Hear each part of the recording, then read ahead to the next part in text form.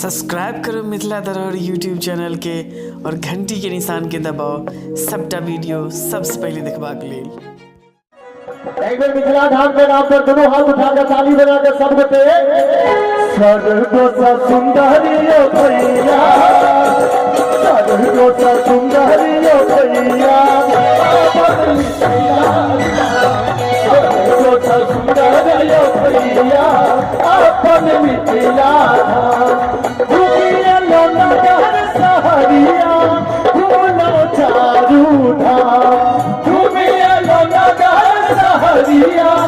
भूलो चारू धाम, सर्वो सा सुंदरियो भैया, सर्वो सा सुंदरियो भैया, अपन मिथिला, सर्वो सा सुंदरियो भैया, अपन मिथिला धाम। आया सुनो हम गाना गया मिथिला धाम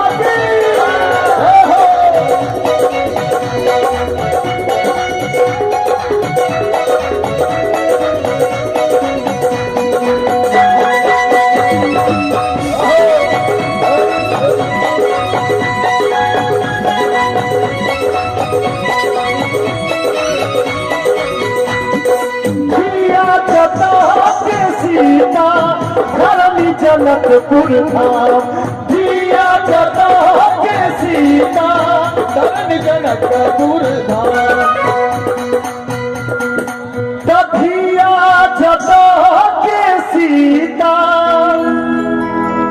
धरनी जनकपुर धाम, कन कन मिथिला पावन पाहुन श्रीपति मिथिला पावन पाहुन श्रीपति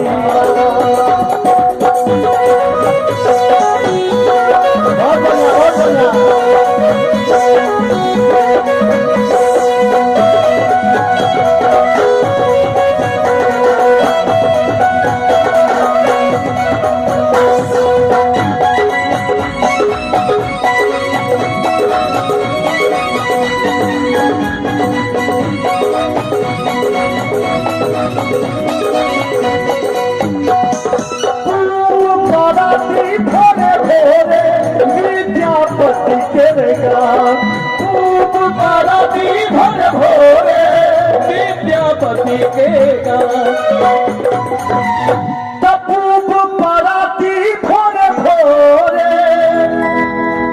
विद्यापति केगा 4 बजे भोर में जखन अपन मिथिला में पराती होइ छै, एक संग मंदिर में घंटा मस्जिद सुनिया, एक संग मंदिर में घंटा मस्जिद सुनिया।